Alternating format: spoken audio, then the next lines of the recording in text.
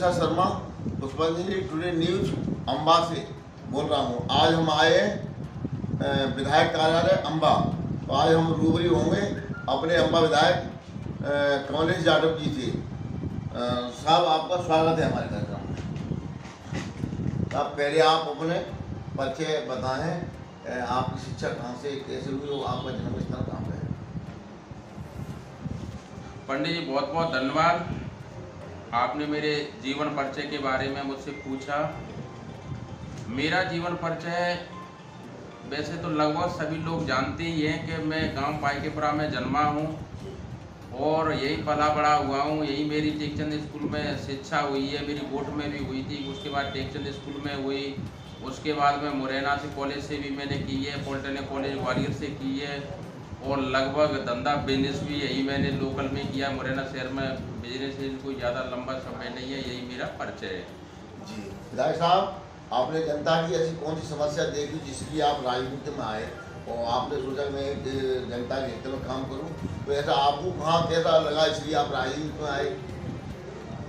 मैं बचपन से जब तीसरे चौथे क्लास में पढ़ता था तो मेरे बड़े बुआ के लड़के थे माननीय कंबोजीलाल जाटव जी, स्वर्गीय माननीय कंबोजीलाल जाटव जी। उस समय वो सांसद थे, मैं बहुत छोटा था, तो उनकी कार्यशैली देखता था तो मेरे मन में भावुकता जरूर आई। उस समय जब मैं 7 और 8 वर्ष का था, मैंने उन भावुकता को देखा कि कितना बड़ा जीवन है। अपने जीवन को एक सामाजिक कार्य में हमारे एक बार ये ताऊ लगते थे जो बिता रहे हैं, उनकी भावना को देखते हुए मैंने अपना जीवन राजनीति में उसी समय से मैंने कहा कि मैं बचपन से अपने परिवार वालों से, रिश्तेदारों से, दोस्तों से, सभी से यही कहता था कि मैं पढ़ने के बाद कभी नौकरी नहीं करूंगा, मैं राजनीति करूंगा, जनसेवा करूंगा। जनता की सेवा के लिए ही मैं पढ़ाई लिखाई एजुकेशन कर रहा हूं। और जब से मेरी पढ़ाई का ख़त्म हुई उसी समय से मैं राजनीति में मैंने लोगों के साथ आना जाना और लोगों की मदद हमेशा उसी समय से की और साथ साथ में अपनी राजनीति के साथ साथ बिजनेस भी करता रहा। नेताजी, आप दूसरी बार विधायक हैं, तो आपको ऐसी पहले कौन सी परेशानी पड़ी जिसमें आपकी बात ना मानी जा रही थी और आपको कांग्रेस छोड़नी पड़ी? तब भी विधायक थे और दोबारा भी आप विधायक चुने गए, तो आपको क्या परेशानी पड़ी इसलिए आपने कांग्रेस छोड़ी? बिल्कुल पंडित जी, आपने सही बात कही है। मेरी एक भावना थी जनता के प्रति एक विकास की। मेरे परिवार में कभी कोई राजनीति में न रहा और न मुझे भविष्य लगता है कि कोई राजनीति में ज़्यादा रहेगा। मेरी जो भावना की अपेक्षा में 15 महीने की सरकार में एमएलए बना, जनता के साथ मुझे बड़ी उम्मीदें थी और हमारे नेता श्रीमान ज्योतिरादित्य सिंधिया जी थे। अपनी बात तो की कहने के लिए अपना नेता होता है। जब माननीय कमलनाथ जी मुख्यमंत्री थे तो मैंने 15 महीने के कार्यकाल में अपनी बातें रखी थी, तो सारी बातें सुनने के लिए समय भी नहीं उनके पास था। ये बातें मैंने सारी अपनी बातें, अपने क्षेत्र की दुख दर्द की बातें सम्माननीय श्रीमान सिंधिया जी के मैंने पास रखी थी।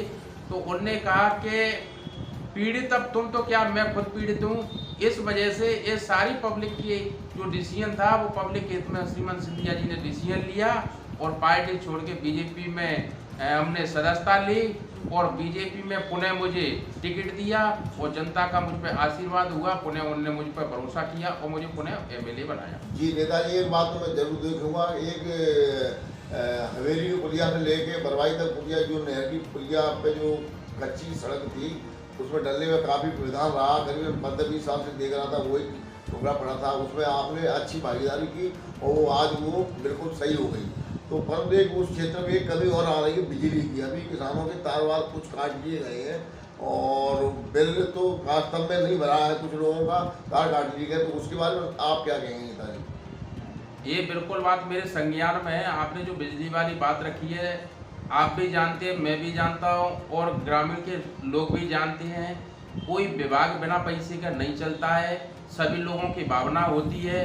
पर उसके बाद भी मैंने बिजली विभाग के डी से और एससी से बात करी थी कि इस तरह की जो आपने बिजली विभाग लाइट काटी है, ये गलत काटी है, ये जेन्युअल नहीं है। इसमें कई परिवार ऐसे भी है जो बिल भरे हैं और कई परिवार ऐसे भी हैं जो बिल भरने के योग्य हैं, वो भरने लायक हैं, और कोई परिवार ऐसे भी है जो भरने लायक नहीं है। जो लायक नहीं है वो इस समय कोई फसल और इनसे जो प्रभावित रहते हैं वो इस समय कोई उनका धंधा और बिजनेस तो है नहीं, किसान है, किसानों का क्षेत्र है, तो आज नहीं तो वो कल फसल आ जाएगी तब भरेंगे। पर इस तरह का जो बिजली कटी हुई है बिल्कुल गलत कटी हुई है। डी को मैंने सख्त आदेश कर दिए थे कि आपका चाहे कोई ऊपर से अधिकारी आए, चाहे मेरी सरकार क्यों ना आए, पर इस समय जो लाइट आपने काटी है बिल्कुल गलत है। इस चीज में बिल्कुल सहमत नहीं हूँ। लाइट को तत्काल आप जोड़िए और मैं भी निवेदन करूंगा और आप भी निवेदन करें, ये हमारा आपका दायित्व बनता है। किसानों के से अपन निवेदन करेंगे, इससे विभाग चलेगा और इसके माध्यम से अपन उनके जो भी बिल वगैरह होंगे उनको भरवाएंगे। मैं भरोसा दिलाता हूँ। वो ये मेरे जनता के प्रति कह दिया कि लाइट जल्दी से जल्दी जुड़ना चाहिए। वैसे मुझे मालूम हुआ है कि कल शाम को लाइट जोड़ दी गई है, आपके प्रयासों से लाइट जोड़ दी गई है। परंतु मैं दूसरी समस्या एक और है कि जो आवारा जो पशु हैं उनसे किसान बहुत पीड़ित है, तो उस बारे में आपने विधानसभा में कभी कुछ उठाया है कि नहीं अभी तक? नहीं, बिल्कुल विधानसभा में क्वेश्चन भी उठाया और क्वेश्चन के अलावा मैंने वैसे भी माननीय हमारे मध्य प्रदेश के यशस्वी मुख्यमंत्री उनसे भी मैंने अपनी बात रखी थी कि इस समय जो पशुओं की हालात हैं उससे किसान परेशान हैं, तो अपन उस समस्या के लिए हमारा पूरी सरकार चिंतित है और उसके लिए जल्द से जल्द समस्या का हल ढूंढ रही है। आपने देखा जैसी सरकार बनी कई जगह गौशाला का प्रबंधन किया और गौशाला की जो कमियां हैं उनको भी दूर करने के लिए प्रयास कर रहे हैं कि जो घटनाएं अभी जैसे आपने मुरैना में देखा था कि गौशाला है, सारी चीजें, बाकी कर्मचारी और अधिकारी सभी अपने लोग होते हैं, उसके बाद उन्हें चारा शासन दे रही है, सब चीज दे रही है, उसके बाद भ्रष्टाचारी हुई और कई पशुओं की जनहानि हुई, उसका भी आपने सामना देखा होगा। तो इस वजह से सरकार सब चीज पीड़ित है और समस्या का समाधान जल्द से जल्द किया जाएगा और उन्हें भरोसा संदेश देवे जिससे जनता भी परेशान ना हो और उसको आप समस्या से आपसे कुछ उम्मीद हो, तो आप क्या संदेश देंगे जनता के लिए? देखो, जनता का संदेश, सबसे बड़ा संदेश तो ये है कि जनता ने मुझे आशीर्वाद दिया और मैं 2018 में मुझ पे भरोसा किया, चाहे वो 15 महीना कार्यकाल कांग्रेस के समय का रहे, चाहे अन्य समय जो बचा हुआ मेरा बीजेपी में मैं आया और ने फिर मुझे पुनः मुझ पे भरोसा किया। पर मैं आपको भरोसा दिलाता हूँ कि जो 5 साल के कार्यकाल में बीजेपी सरकार के कार्यकाल में जो क्षेत्र के लिए इतना विकास हुआ है, शायद इतना लगभग एक बार विकास कभी नहीं हो पाया होगा। अंबा क्षेत्र में शहर की मैं बात करूं आपसे, अंबा शहर के लोगों की उम्मीद थी कि हॉस्पिटल में समस्या है, तो वो हॉस्पिटल को मैंने 100 बेड का स्वीकृति करा दी। अंबा में तहसील थी, वो तहसील नहीं बन गई। अंबा में एसडीए कार्यालय नहीं बन गया। अंबा में स्टेडियम नया बन गया। अंबा के लिए मैंने इंटर कॉलेज के लिए मांग रखी है, उसकी भी लगभग स्वीकृति होने को जा रही है अपने किले वाले स्कूल की। तो जे और अंबा शहर के जो तालाब है उसका सौंदर्यीकरण के लिए भी मैंने अभी मांग रखी है और लगभग मुझे भी वो भी मिलेगी। उसके बाद यही पोजीशन मेरी पोरसा की है। पोरसा भी मेरे विधानसभा क्षेत्र में पड़ता है, वहाँ कोर्ट है, कोर्ट की बिल्डिंग स्वीकृति हो चुकी है, वहाँ तहसील भी स्वीकृत हो चुकी है और वहाँ भी स्टेडियम मैंने स्वीकृत करा दिया है, वहाँ बाईपास स्वीकृत करा दिया है। और ऐसी ग्रामीण में कोई गांव और पंचायत नहीं है जिस गांव पंचायत में 1.5 और 2 करोड़ की रोड नहीं पहुंची हो। लगभग सारी चाहे उठा के देख लें, उस मुद्दा को मैंने देखा था चुनाव में जब गया था, तो कई जगह मुद्दा की रोडें थी वो अब सबके क्षेत्र के संज्ञान में होगी। जैसे सिकारा की 9 किलोमीटर की रोड थी, जब मैं गया था तो वायदा करके आया, वो रोड पूरी डल गई। खुर्द रायपुर का रपट था, जब मैं गया था तो वायदा करके आ गया, वो भी काम चल रहा है। हमारे उषैद घाट का पुल बंद हो गया था तो पुणे मैंने वो भी चालू करा दिया।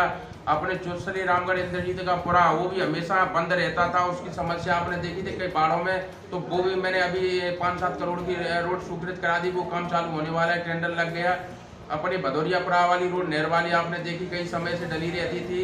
आपने देखा होगा कि अंबा शहर में ही बिल्कुल शहर से लगा हुआ चुरपुरा जो रोड, हाँ वो भी मैंने एक वाली चुरपुरा से लेके बड़परा तक वो भी निकलवा दी है। अब मान के चलो अपन ऐसा कोई गांव नहीं है जिस गांव में मैंने रोड नहीं डलवाई। कम से कम गांव हमारे रावत की वगैरह ये सारी इतनी रोड है, कम से कम 60 और 70 किलोमीटर की रोड मैंने डलवाई है और ये सब सरकार की देन है। मेरा तो सहयोग, जनता का आशीर्वाद था, उस वजह से मैंने लड़ाई लड़ी और सहयोग के वजह से ये रोड डली है। नेताजी बस एक समस्या और है अम्बापोसा में, अम्बापोसा हॉस्पिटल में महिला डॉक्टर की स्थायी व्यवस्था नहीं हो पा रही है, आपकी इसमें क्या प्रयास रहेंगे? बिल्कुल आपकी बात बिल्कुल सत्यता है, इसमें मैं भी सहमत हूँ। ये डॉक्टर वाली समस्या है वो हमारे ऊपर ही लागू होती है। अम्बा और पूसा दोनों जगह, एक जगह नहीं दोनों जगह। उसका कारण ये है, एक तो क्या है महिलाओं की संख्या कम है डॉक्टर, और दूसरे महिलाएं जिले हेडक्वार्टर पे रहना चाहती है, ग्रामीण शहर में और तहसील लेवल पे नहीं आना चाहती।